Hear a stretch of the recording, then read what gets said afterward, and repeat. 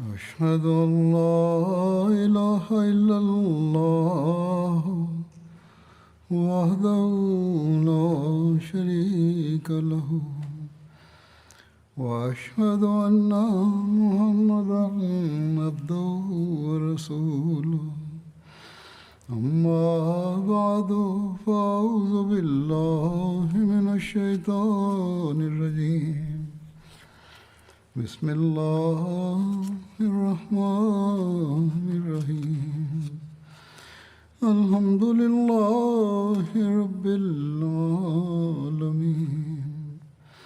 الرحمن الرحيم مالك يوم الدين إياك نعبد وإياك نستعين اهدنا الصراط المستقيم صراط الذين أنعمت عليهم غير المغضوب عليهم ولا الضالين.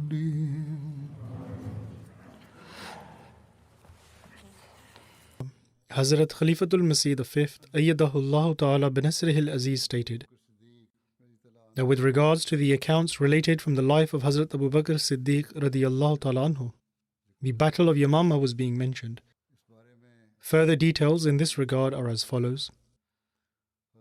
Hazrat Abu Sa'id Khudri relates that he heard Abad bin Bishr say that, O Abu Sa'id, when we finished the military expedition from Buzakha, I saw in a dream that night as if the heavens had opened up and they were then closed upon me. And this implies martyrdom. Upon this, Abu Sa'id said that inshallah, God willing, whatever happens will be for the best. He further states that I observed him on the day of the Battle of Yamama, and he was calling upon the Ansar to come towards him. Subsequently, 400 men returned to him. Among these men, Bara bin Malik, Abu Dujana, and Abad bin Bishr were at the forefront, and they continued to advance until they reached the gate of the garden.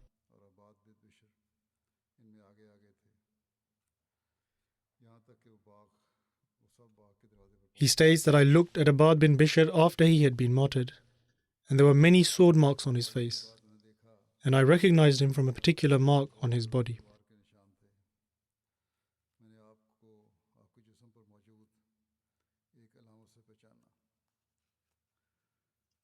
There are also accounts in relation to Hazrat Amara. Amara was one of the extremely courageous female companions in the history of Islam. Her name was Nusayba bint Ka'b, and she also participated in the Battle of Uhud and fought with utmost fearlessness. And for as long as the Muslims were victorious, she continued to fill the water skins and handed them to the people to drink from. However, when they faced defeat, she appeared before the Holy Prophet, peace and blessings of Allah be upon him, and was fully clad in armor. When the disbelievers advanced towards the Holy Prophet, peace and blessings of Allah be upon him, she would stop them with her sword and arrows. And at a later stage, the Holy Prophet, peace and blessings of Allah be upon him, himself said that during the Battle of Uhud, I saw her fight on every flank. When Ibn Qamiyah had reached the Holy Prophet, peace and blessings of Allah be upon him, Amara came forward and stopped him. Ibn Qamiyah struck her, which left Hazrat Amara with a deep wound on her shoulder. She also wielded her sword, however it proved ineffective as he was wearing 2 layers of armor. In any case, this is the status of Amara in history.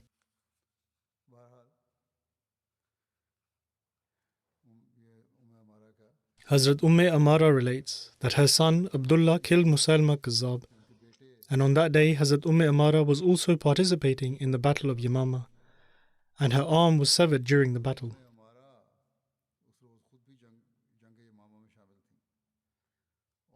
The reason for Hazrat Amara participating in this battle has been stated as follows.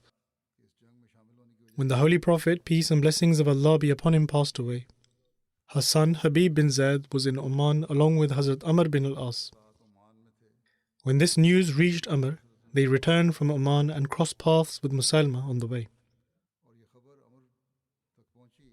Hazrat Amr had already gone ahead, and Habib bin Zaid and Abdullah bin Wahab were following behind. Musailma captured both of them and said that, "Do you bear witness that I am the messenger of Allah?" Upon this, Abdullah bin Wahab replied that I do. Musailma instructed for him to be shackled with iron chains, for he did not believe him and thought that he might have said so in order to save his life. In any case, Musailma then said to Habib bin Zaid that, "Do you bear witness that I am the messenger of Allah?" To this he replied that I cannot hear you. Upon this, he once again asked that, "Do you bear witness that Muhammad is the messenger of Allah?" And to this he replied that I do. And so Musailma issued an order, resulting in him being dismembered. And whenever it was asked of him that, "Do you testify that I am the messenger of Allah?" he would reply that I cannot hear this. And whenever he would be asked that, "Do you testify that Muhammad, peace and blessings of Allah be upon him, is the messenger of Allah?" he would reply yes. And this continued until he cut his limbs off one by one. His arms were cut off at the shoulders, his legs were cut off above his knees, and then he was lit on fire. And during this entire ordeal, neither did he deviate from his position, and nor did Musailma, until Hazrat Habib bin Zaid was martyred in the fire. And according to another narration, when Hazrat Habib took the letter to Musailma, he killed him there and then by cutting off his limbs one by one and had him thrown in the fire. When news reached Hazrat Amara of her son's martyrdom, she swore that she would face Musailma herself and either kill him herself or be martyred in the way of Allah.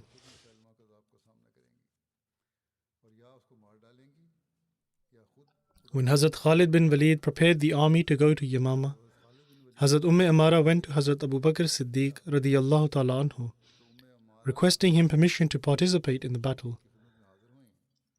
Hazrat Abu Bakr radiyallahu ta'ala anhu stated that nothing can stop a woman like you from going to participate in the battle. So go forth in the name of Allah. Another of her sons, Abdullah, also took part in this battle. And Hazrat Amara relates that when we reached Yamama, a fierce battle took place. The Ansar called for help, and other Muslims arrived. And when we reached the gate of the garden, there was a huge rush at the gate. And the enemy was gathered to one side of the garden, where Musailma was. She further states that we forced our way in and fought them for a while. By Allah, I have not witnessed anyone defend themselves to the extent that they did. Hazrat Amara then further states that I then sought to search and find Musailma, the enemy of God, and I swore to Allah that if I saw him, I would not let him go. Either I would kill him or I would myself be killed.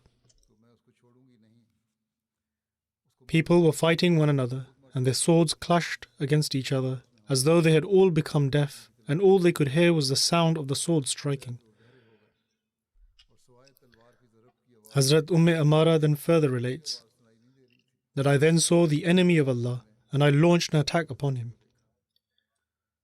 Then a person came before me and struck my hand and cut it off.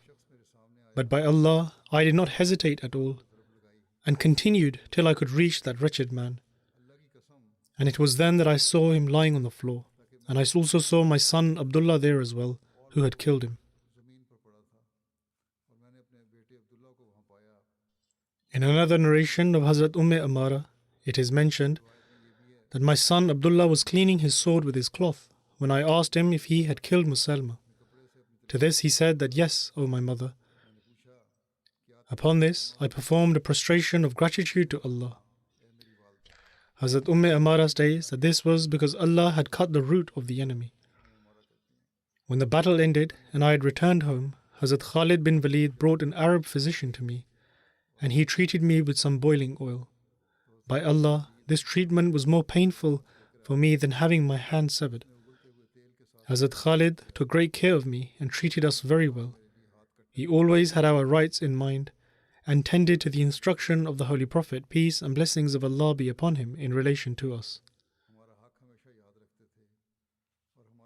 Abbad relates that, O my grandmother, were there a lot of people wounded during the Battle of Yamama? This is the question he asked her. And to this she replied that, yes, my child, the enemy of Allah was killed, but the Muslims were all wounded. And I witnessed both my brothers wounded to such an extent that they seemed to have no sign of life left in them. The people remained in Yamama for 15 days. The battle had ended, yet very few among the Ansar and Muhajirin were able to perform the prayer with Hazrat Khalid bin Walid. Hazrat Amara relates that I know that on that day the Banu Tay had been put to a trial a great deal. On that day I heard Adi bin Hatim loudly proclaim that, be patient, may my parents be sacrificed for you. And my son Zaid also fought very bravely that day. In another narration it is mentioned that Hazrat Amara was wounded on the day the Battle of Yamama took place, and aside from one of her hands being severed, she had 11 wounds inflicted by swords and spears. Hazrat Abu Bakr radiyallahu ta'ala anhu would regularly come to ask about her well-being. Ka'b bin Ujra fought fiercely that day. That day the people faced a great loss and fled from defeat to the extent that they left the contingent at the rear of the army behind them. Ka'b announced that, O Ansar, come to the aid of Allah and the Prophet. And whilst announcing this, he came to Muhakkam bin Tufail. Muhakkam struck him and severed his left hand. But by Allah, Ka'b was not at all staggered by this, and he continued to fight with his right hand whilst his left hand bled out. And he continued to fight up until the point he reached the garden and entered it.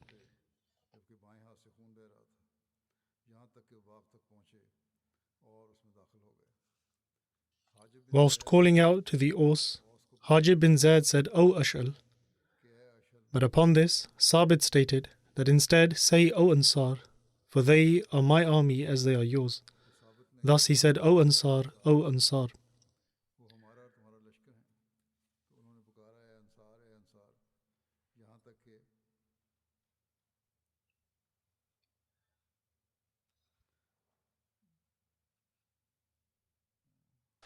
The Banu Hanifa then launched an attack against them, and people scattered, and Hajib bin Zaid killed 2 opponents, and was then martyred himself.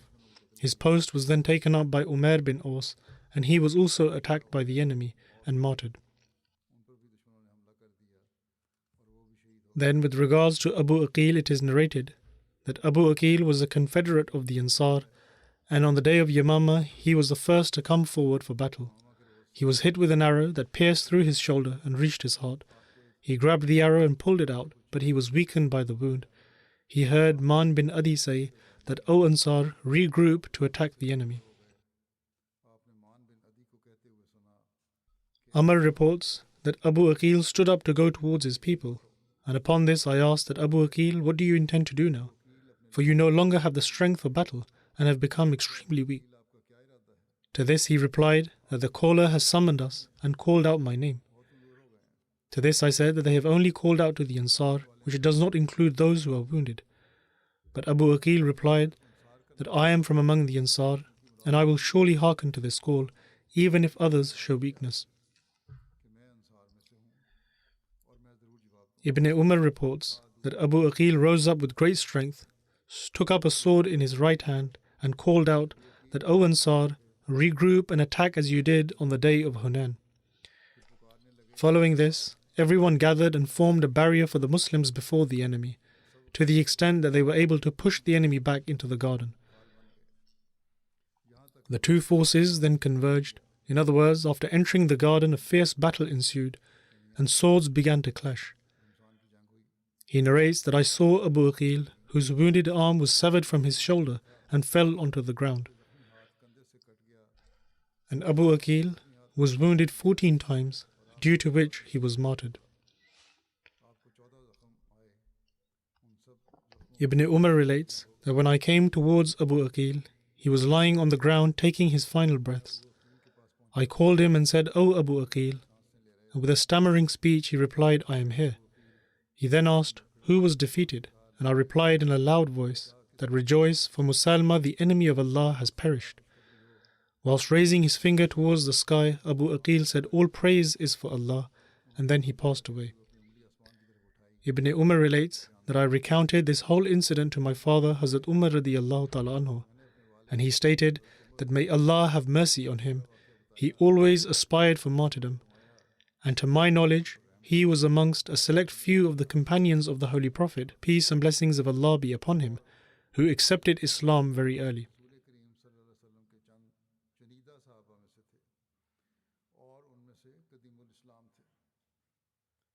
One day, Mujah bin Murara, who was the chieftain of the Banu Hanifa and whom I've spoken about previously, stated that Man bin Adi used to come to me during the lifetime of the Holy Prophet, peace and blessings of Allah be upon him, owing to our old friendship. Mujah continues that when I came to Hazrat Abu Bakr radiyallahu ta'ala anhu amongst a caravan after the conclusion of the Battle of Yamama, Hazrat Abu Bakr radiyallahu ta'ala anhu was visiting the graves of the martyrs with his companions. Mujah states that I also accompanied him, during which time Hazrat Abu Bakr radiyallahu ta'ala anhu and his companions visited the graves of 70 companions. He says that I submitted, O Khalifa of the Prophet, during the Battle of Yamama, there was no one amongst the companions who stood more staunchly before the barrage of swords than him, and nor did I see anyone who attacked more fiercely than he did. He said that I saw this person, may Allah have mercy on him, and he was my friend. Hazrat Abu Bakr radiyallahu ta'ala anhu recognized who it was and asked that was it Man bin Adi? I replied in the affirmative. Hazrat Abu Bakr radiyallahu ta'ala anhu was familiar with the friendship I shared with him.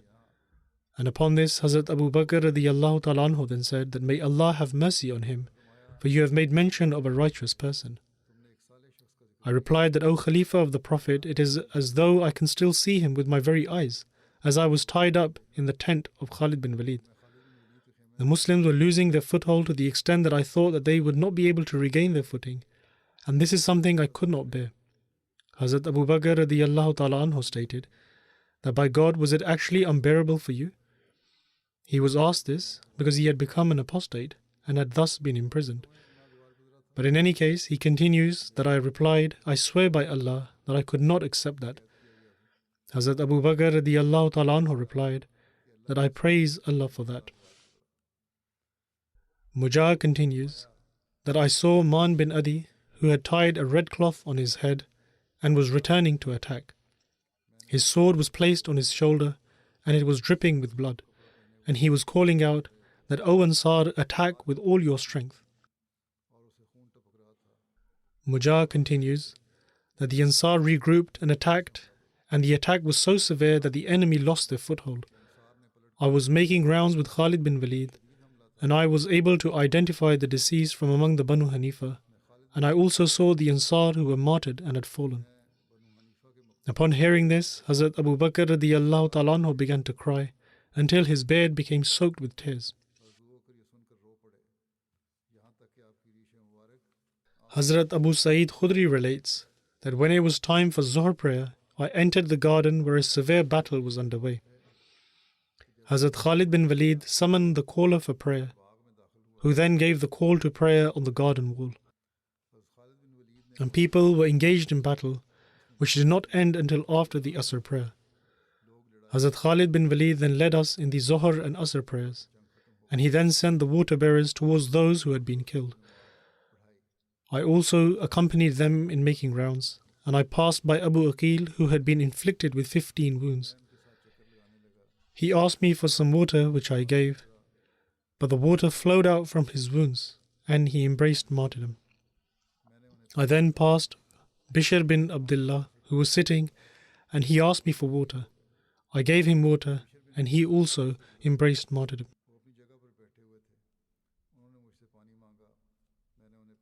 Mahmud bin Labid narrates that when Hazrat Khalid killed the people of Yamama, many Muslims were also martyred, amongst whom were many companions of the Holy Prophet, peace and blessings of Allah be upon him. and the majority of the Muslims who survived were injured. When Hazrat Khalid bin Walid radiyallahu ta'ala anhu got the news of the death of Musailma, he took Mujah along with him, who was chained up so he could identify Musailma. Hazrat Khalid continued to search for Musailma amongst the dead but could not find him there. When he entered the garden, he saw a short-heighted, yellow-skinned, flat-nosed man, and Mujah said that this is Musailma, the man you have now got rid of. Upon this, Hazrat Khalid said that this is the man who has inflicted all of this on you.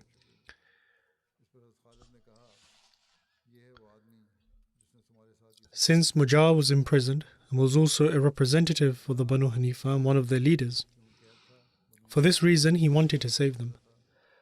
Most of the men had died, but in order to save the people inside the fort, he devised a scheme.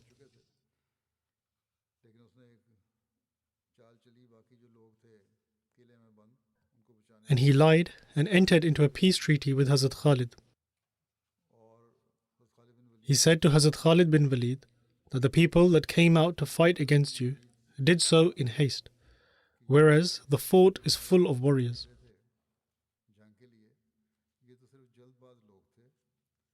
Upon this, Hazrat Khalid bin Walid stated that may you be ruined for saying such a thing. Upon this, Mujah said that by God, whatever I am saying is absolutely correct. Hence, enter into this treaty with me on behalf of my people. Mujah said all of this deceitfully, as will be explained later on. And Hazrat Khalid, having witnessed the losses sustained by the Muslims in this perilous battle, and not wanting more harm to befall the Muslims, Hazrat Khalid deemed this to be appropriate, especially since the chief of the Banu Hanifa and the leader of the rebellion and his comrades had been killed.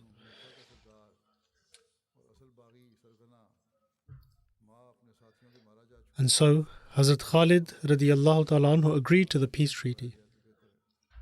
And having sought the guarantee for this peace treaty from Hazrat Khalid, Mujah said that he would go and speak with them inside the fort, and so he went to them. However, Mujah knew full well that aside from women, children, and the extremely elderly or frail, there was nobody else inside the fort. And so he got them to wear chainmail, and said that until he returned they should ascend the walls of the fort. He then returned to Hazrat Khalid and said that they did not accept the terms of the treaty he had mentioned. When Hazrat Khalid radiyallahu ta'ala anhu looked towards the fort, he saw that it was full of men, for Mujah had made sure that the women were clad in chainmail and positioned them there. The Muslims had sustained heavy losses in the battle, and it had become prolonged. And so for this reason the Muslims wished to seal victory and return, because they did not know what was going to happen next. For this reason, Hazrat Khalid radiyallahu ta'ala anhu agreed to make peace on lighter terms, gold, silver, weapons, and half of the prisoners. And it is also mentioned that he agreed on the condition of 1/4 of the property of Banu Hanifa. In any case, when the doors of the fort were opened, there was nobody there aside from women, children, and the frail. Hazrat Khalid radiyallahu ta'ala anhu said to Mujah that may you be ruined, you have deceived me. Upon this, Mujah replied that they are my tribesmen, and it was vital that I save them. And besides this, what else could I have done? After this, Hazrat Khalid radiyallahu ta'ala anhu received a letter from Hazrat Abu Bakr radiyallahu ta'ala anhu, which stated to kill every adolescent male. However, this letter was received when Hazrat Khalid had already agreed to the treaty. For this reason, he fulfilled his pledge and did not act dishonestly, as he had already agreed to the terms. Thus, Hazrat Khalid bin Walid sent a letter to Hazrat Abu Bakr radiyallahu ta'ala anhu, explaining the conditions of the Muslims and the reason for entering into a treaty. Upon reading the letter, Hazrat Abu Bakr radiyallahu ta'ala anhu was pleased and became content. When Hazrat Khalid finished from the treaty negotiations, he issued orders with regards to the fort and appointed men for guarding it. Mujah swore in the name of Allah that out of what had been agreed in the treaty, nothing would be kept hidden from Hazrat Khalid radiyallahu ta'ala anhu. And if anything that was hidden was known to anyone, they would inform Hazrat Khalid about it. Subsequently, the doors of the fort were opened, and from inside the fort they acquired a vast number of weapons, which Hazrat Khalid radiallahu ta'ala anhu gathered together at one place. Similarly, the dinars and dirhams that were found inside were also gathered in a separate place, as were the chainmail. Then the prisoners were brought outside and divided into two sections. Lots were drawn with regards to the spoils of war, and the chainmail, shackles, gold and silver were weighed, and a khums, i.e. 1/5, was separated from it. 1/4 from the khums was distributed amongst the people, and horse riders were given 2 shares, and 1 share was assigned for the owners of the horses. And a khums was set aside from all of these, and the entire khums was then sent to Hazrat Abu Bakr radiyallahu ta'ala anhu. After this, all of the Banu Hanifa gathered together to pledge allegiance and declare that they had severed all ties to Musailama's prophethood. All of them were brought to Hazrat Khalid bin Walid, where they pledged allegiance and announced that they had entered Islam once again. Hazrat Khalid bin Walid radiyallahu ta'ala anhu sent a delegation from among them to Hazrat Abu Bakr radiyallahu ta'ala anhu in Medina. When they reached Hazrat Abu Bakr radiyallahu ta'ala anhu, he expressed astonishment. In other words, Hazrat Abu Bakr radiyallahu ta'ala anhu expressed great astonishment as to how could they have been deceived by the trap of Musailama, and how could they have strayed away from the right path. Upon this, they replied that, O Khalifa of the Messenger, you are fully aware of everything. Neither could Musailama benefit himself, and nor did his relatives and tribe benefit anything from him.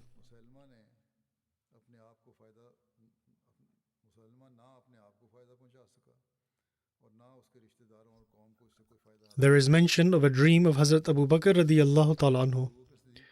When Hazrat Abu Bakr radiyallahu ta'ala anhu sent Hazrat Khalid to Yamama, he saw a dream that he was presented dates from Hajar. This is the name of a settlement. Hazrat Abu Bakr radiyallahu ta'ala anhu ate one of the dates and found that it was in fact a date stone that looked like a date. It was not a date, rather it was a hard date stone. Hazrat Abu Bakr radiyallahu ta'ala anhu chewed it for a while and then threw it out. This is what he saw in his dream. And Hazrat Abu Bakr radiyallahu ta'ala anhu interpreted this dream to mean that Hazrat Khalid would face grave opposition from the people of Yamama. But eventually, Allah the Almighty will certainly grant victory at his hands. Hazrat Abu Bakr radiyallahu ta'ala anhu would eagerly await news from the Battle of Yamama. And as soon as a messenger would arrive from Hazrat Khalid radiyallahu ta'ala anhu, he would immediately ask for the information. One day, Hazrat Abu Bakr radiyallahu ta'ala anhu left in the afternoon in the scorching heat, and he would usually go to Sarar, which was located at a distance of 3 miles from Medina. Accompanying him were Hazrat Umar, Hazrat Sa'id bin Zaid, Hazrat Tulaiha bin Ubaidillah, and a group of the Muhajirin and the Ansar. Hazrat Abu Bakr radiyallahu ta'ala anhu met with Abu Khasma Najari, who had been sent by Hazrat Khalid. When Hazrat Abu Bakr radiyallahu ta'ala anhu saw him, he said, O Abu Khasma, what news do you bring? He replied that, O Khalifa of the Messenger, I bring good news, for Allah has granted us victory in Yamama. The narrator states that Hazrat Abu Bakr radiyallahu ta'ala anhu went into prostration. Abu Khasma said that Khalid has sent a letter for you. Hazrat Abu Bakr radiyallahu ta'ala anhu and the other companions glorified Allah, after which Hazrat Abu Bakr radiyallahu ta'ala anhu said, now tell me about the events of the battle. Abu Khasma began informing him of what Khalid did and how he arranged his army, as well as the injuries suffered by the Muslims and which of them were martyred. Upon this, Hazrat Abu Bakr radiyallahu ta'ala anhu began reciting Inna lillahi wa inna ilayhi raji'un, that verily to Allah we belong and to Him shall we return, and began praying for them to be bestowed with mercy. Abu Khasma further said that, O Khalifa of the Messenger, we are Bedouins. They were beating us and treated us in a manner which displeased us greatly. After this, Allah the Almighty granted us victory. Hazrat Abu Bakr radiyallahu ta'ala anhu said that I had seen a dream which upset me greatly. And a thought crossed my mind that Khalid would certainly come up against a formidable enemy. If only Khalid had not entered into a treaty with them and kept them on the edge of his blade. After the Muslim martyrs, what right do the people of Yamama have to live? In other words, because of Musailama Kazzab. Hazrat Abu Bakr Siddiq radiyallahu ta'ala anhu stated that the comrades of Musailama Kazzab will remain in trial owing to him until the day of judgment, unless Allah saves them. Subsequently, a delegation of the people of Yamama and Hazrat Khalid radiyallahu ta'ala anhu came to see Hazrat Abu Bakr radiyallahu ta'ala anhu.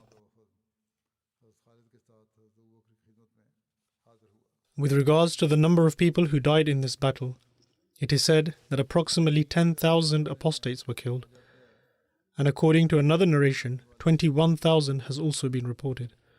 On the other hand, 500 to 600 Muslims were martyred. According to various other narrations, the number of Muslims who were martyred during the Battle of Yamama has been reported as 700, 1200 and also 1700. According to one narration, amongst those who were martyred, more than 700 were Hufaz-e-Quran, i.e. those who had committed the Quran to memory, and among those who were martyred were some prominent companions and Hufaz-e-Quran who possessed a very lofty status amongst the Muslims, and their martyrdom was a huge tragedy. However, it was the martyrdom of these Hufaz-e-Quran which then led to the compilation of the Quran into a single book form. Some well-known companions who were amongst the martyrs is as follows: Hazrat Zaid bin Khattab, Hazrat Abu Huzaifa bin Rabi'a, Hazrat Salim Mawla Abu Huzaifa, Hazrat Khalid bin Usaid, Hazrat Hakam bin Sa'id, Hazrat Tufail bin Amr Dosi,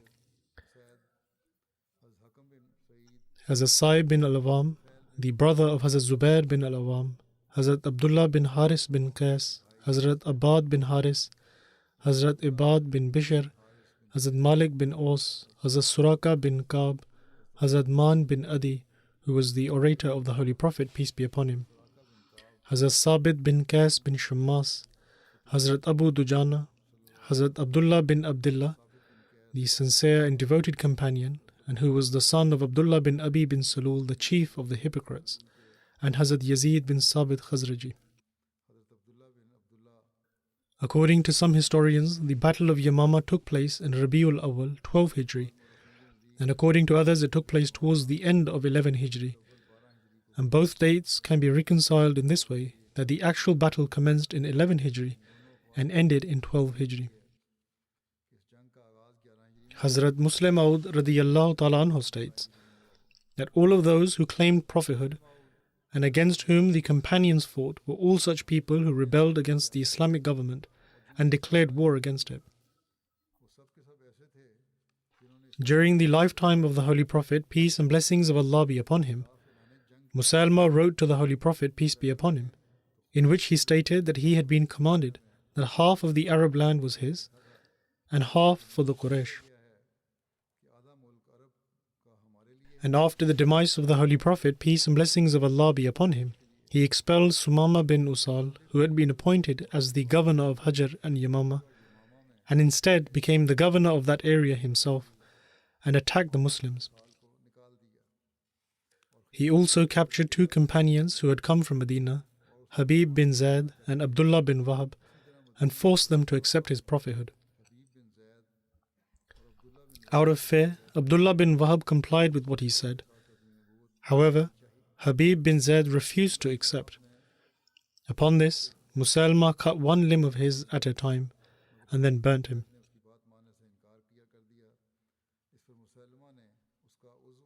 Those who had been officially appointed by the Holy Prophet, peace be upon him, in Yemen, he imprisoned some of them and also handed out strict punishments to some of the others. Similarly, At-Tabari has written that Aswad Ansi also rebelled and began to give trouble to those who had been officially appointed as governors by the Holy Prophet, peace be upon him. And he also commanded that the wealth from the zakat be taken from them. He also attacked Shahr bin Bazan in Sana, who had been appointed as the governor of the city by the Holy Prophet, peace and blessings of Allah be upon him. He also killed many Muslims, ransacked the area, killed its governor, and then married his wife against her will. The Banu Najran also rebelled, and they joined Aswad Ansi, and they expelled 2 companions from their area, Amr bin Hazm and Khalid bin Sa'id. From this, it is evident that they did not fight against these people because they claimed prophethood from among the Ummah of the Holy Prophet, peace and blessings of Allah be upon him, and that they claimed to spread his faith. In fact, the companions fought against them because they were trying to abrogate the Islamic laws and establish their own laws instead. They claimed to be the rulers of their respective areas, and not just that, they also killed the companions. They attacked the Muslim lands, they rebelled against the existing government, and announced to completely be free and independent.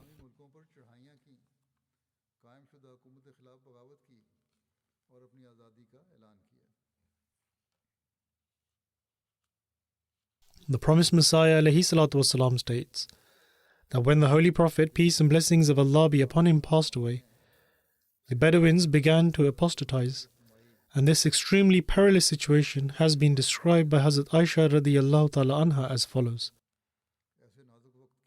When the Messenger of God, peace and blessings of Allah be upon him, passed away, some people falsely claimed prophethood, and some abandoned prayer and began to change in their conduct. In such a state, and in the face of such a trial, my father became the Khalifa and the successor of the Holy Prophet, peace and blessings of Allah be upon him. My father had to endure such calamities that if they befell upon a mountain, it would crumble. But to not lose strength and courage despite the immense hardships is not possible for any ordinary man. Indeed, such fortitude required sincerity, and this was demonstrated by Siddiq, i.e. Hazrat Abu Bakr Siddiq radiyallahu ta'ala anhu. It was not possible for anyone else to have been able to take care of this dangerous situation. All of the companions were present at the time, but no one stated that this was their duty. They could see that flames of disorder had erupted, and so who would want to enter into it? In these circumstances, Hazrat Umar extended his hand and pledged allegiance at the hands of Hazrat Abu Bakr, and thereafter, one by one, everyone else pledged allegiance to him as well. It was his sincerity that enabled him to put an end to the disorder, and he killed those who were perpetrating cruelties. Musailama was joined by 100,000 people, and he was introducing a change in the Islamic laws. He was making certain things lawful within the Islamic Sharia, and people were entering into his fold on account of this. There were many things which were prohibited, and he was declaring them to be permissible, and this was mentioned once before as well. In any case, Hazrat Aisha radiyallahu ta'ala anha further relates that upon witnessing this, people were entering his religion. However, God Almighty proved who he was with and alleviated all the difficulties. The promised Messiah ﷺ further states, "It is no secret to historians that the Khilafat of Abu Bakr was a time of fear and trials. A host of trials and difficulties befell Islam and the Muslims after the demise of the Holy Prophet, peace and blessings of Allah be upon him. Many hypocrites became apostates, and the apostates became bold in their speech. One group made a claim to prophethood, and many Bedouins flocked around them, to the extent that Musailama the liar amassed nearly 100,000 ignorant and wicked people around him. Trials erupted, afflictions increased, calamities engulfed all near and far, and the believers were shaken severely. All of the people were tried in that time, and a dreadful and shocking set of circumstances had developed. The believers were so helpless that it seemed as though brands of fire were lit in their hearts, or as though they had been slaughtered with a knife. At times they would weep due to their separation from the greatest of creation, peace and blessings of Allah be upon him, and at other times due to the trials which had emerged in the form of an intense burning fire. There was not even the slightest hint of peace. The mischief makers had spread all over like plants sprouting on a pile of dirt. The fear and concern of the believers had increased manifold, and their hearts were completely filled with dread and restlessness.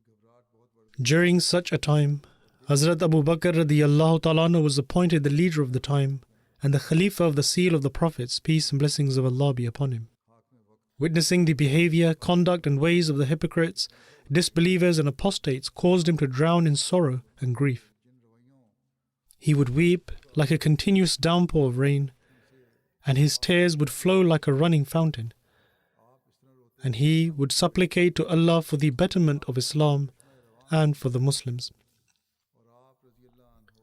It has been narrated by Hazrat Aisha radiyallahu ta'ala anha that when my father was appointed as the Khalifa and Allah granted him leadership, right from the outset of his Khilafat, he was faced with the upsurge of disorder from every direction, and the efforts of the false claimants to prophethood and the rebellion of the hypocrites and apostates. And the number of calamities he had to face was such that if they were to befall upon a mountain, it would cause it to immediately crush and crumble to the ground. However, he was granted patience like that of the prophets.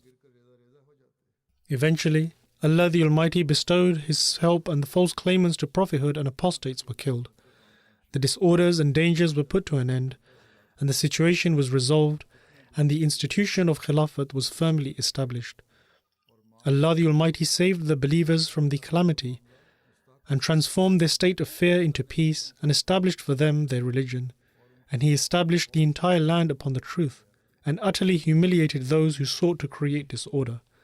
Allah fulfilled His promise and granted support to His servant, Hazrat Abu Bakr Siddiq radiyallahu ta'ala anhu, and destroyed the leaders of the rebellion and their idols. The heart of the disbelievers were completely overawed, and they ultimately repented. This indeed was the promise of Allah, who is the all-powerful and most truthful. Thus, ponder how all the characteristics and hallmarks of Khilafat were fulfilled in the person of Hazrat Abu Bakr Siddiq radiyallahu ta'ala anhu.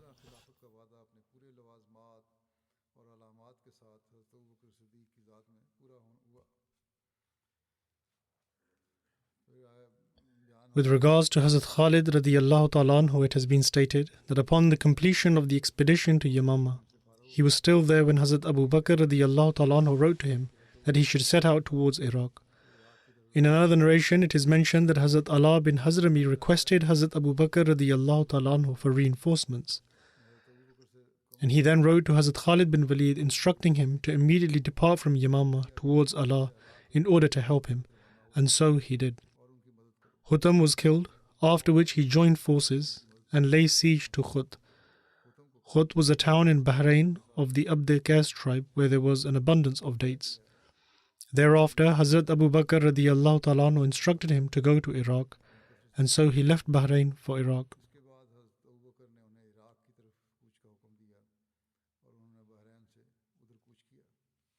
With regards to the questions raised about Hazrat Khalid radiyallahu ta'ala anhu's marriage to the daughter of Mujah bin Murara, it is recorded in books of history that upon the completion of the Battle of Yamama, and after the treaty was formed with the remaining people of Banu Hanifa, there is mention found of Hazrat Khalid bin Walid radiyallahu ta'ala anhu getting married.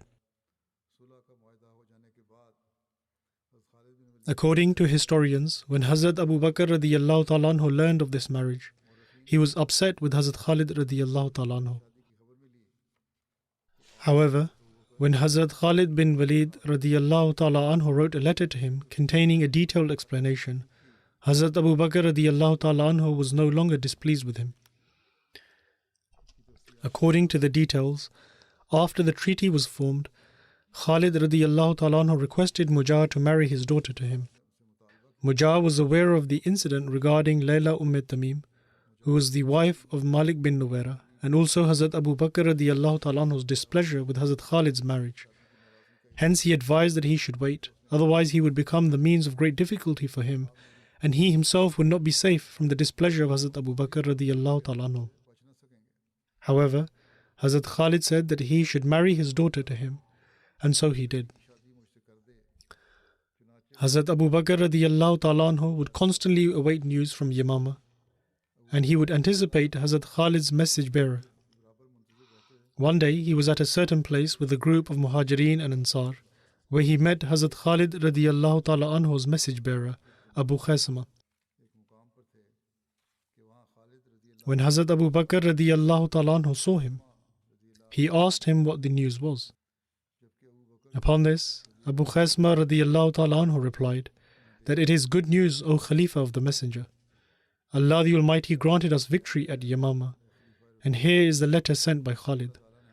Hazrat Abu Bakr radiyallahu ta'ala anhu immediately fell into prostration of gratitude and said, "Tell me how the battle transpired." A narration regarding this has already been mentioned previously. In any case, Abu Khasma gave details about the battle and explained what Khalid radiyallahu ta'ala anhu did, and how the army was organized, which companions were martyred, and how the enemy dispersed, and also how they had to become accustomed to things which they previously were not accustomed to.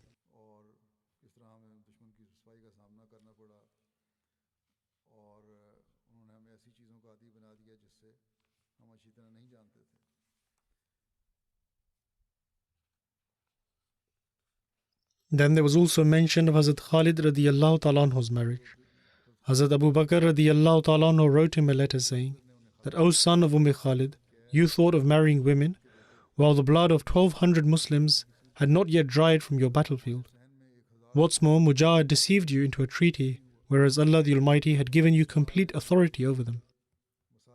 When Hazrat Abu Bakr radiyallahu ta'ala anhu's displeasure on account of the treaty with Mujah and marriage to his daughter reached Khalid, he wrote a letter in response and sent it to Hazrat Abu Bakr radiyallahu ta'ala anhu. In this letter, he explained his point of view and defended himself.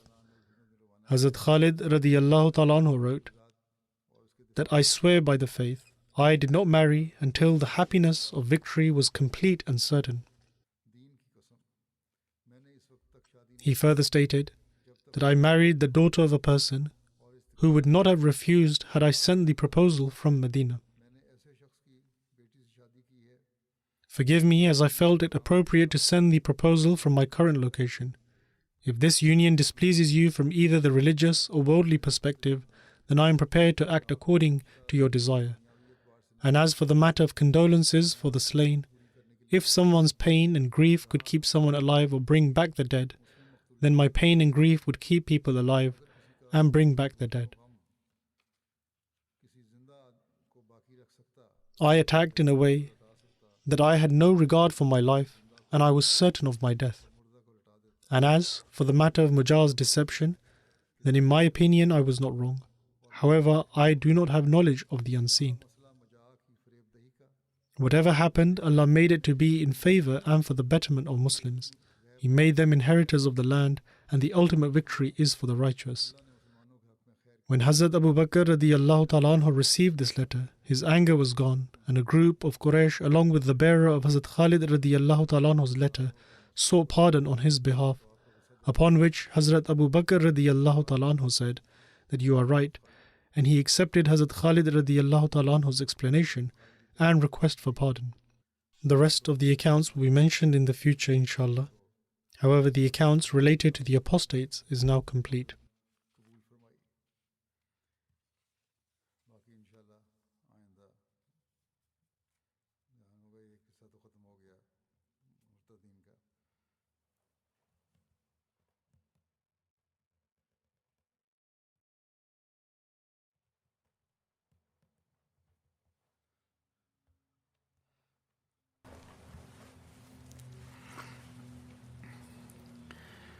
الحمد لله نحمده ونستعينه ونستغفره ونؤمن به ونتوكل عليه ونعوذ بالله من شرور أنفسنا ومن سيئات أعمالنا من يهده الله فلا مضل له ومن يضلل فلا هادي له ونشهد أن لا إله إلا الله ونشهد أن محمدا عبده ورسوله عباد الله رحمكم الله إن الله يأمر بالعدل والإحسان وإيتاء ذي الفحشاء والمنكر والبغي يعظكم لعلكم تذكرون اذكروا الله يذكركم وادعوه يستجب لكم ولذكر الله أكبر.